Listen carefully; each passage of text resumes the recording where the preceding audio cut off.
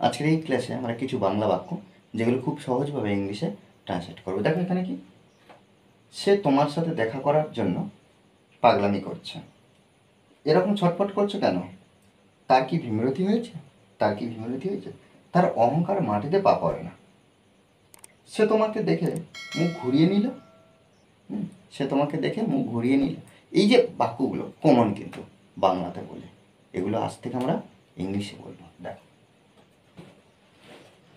এই যে সে তোমার সাথে দেখা করার জন্য পাগলামি করছে, এটা কিন্তু মনে হচ্ছে আমরা এই যে পাগলামি করছে এটা প্রেজেন্ট কন্টিনিউয়াস টেন্সে, কিন্তু না, আমরা সাধারণভাবে আমরা লিখব যে হি অথবা আমরা সি ব্যবহার করবো সের জন্য, হি অথবা সে। Is desperate, desperate, desperate. দেখো desperate, she or he is desperate too, এই যে পাগলামি করছে, পাগলামি করাকে বলা হচ্ছে ডেসপারেট।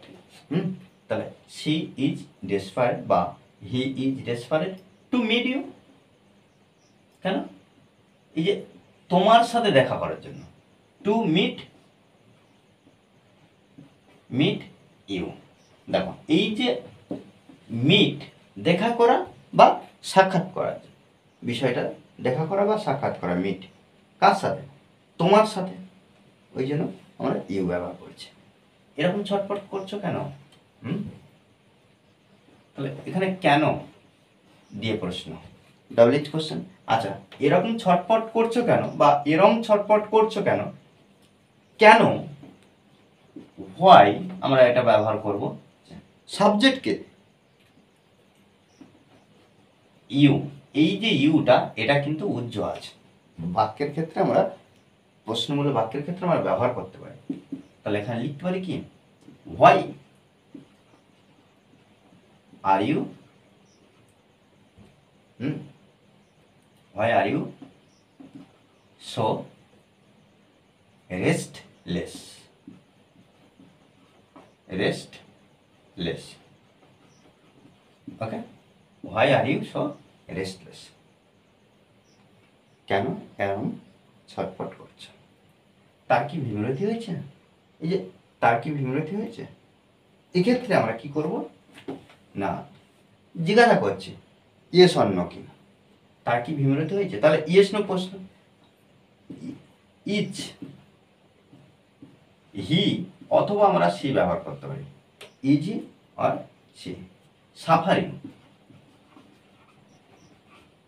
দেখো হি অথবা সি, তার আগে আমরা ইজ ব্যবহার করছি কারণ প্রশ্নমূলক বাক্য। সাফারিং ফ্রম মেমোরি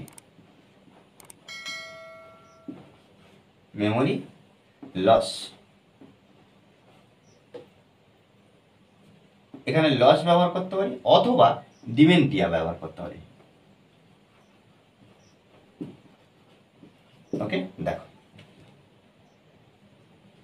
এখানে যে কোনো একটা ব্যবহার করব, তারপরে is she suffering from memory loss বা ডিমেনটিয়া, আর এই দুটো শব্দের মধ্যে যে কোনো একটা ব্যবহার করতে পারি। তার অহংকারে মাটিতে পা পড়ে না। দেখো এখানে আমরা লিখতে পারি কি, হিজ অ্যারোগেন্স,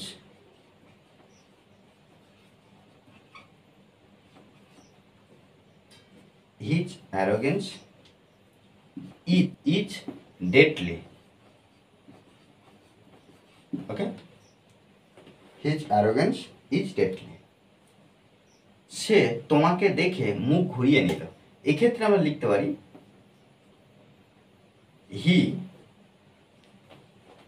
হি অথবা সি, হি টার্নড হিজ ফেস,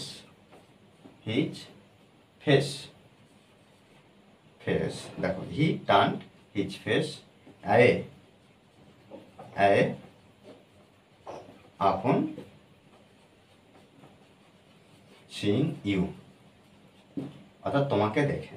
দেখো এভাবে কিন্তু আমরা অনবরত এই ধরনের বাক্যগুলো ট্রান্সলেট করব।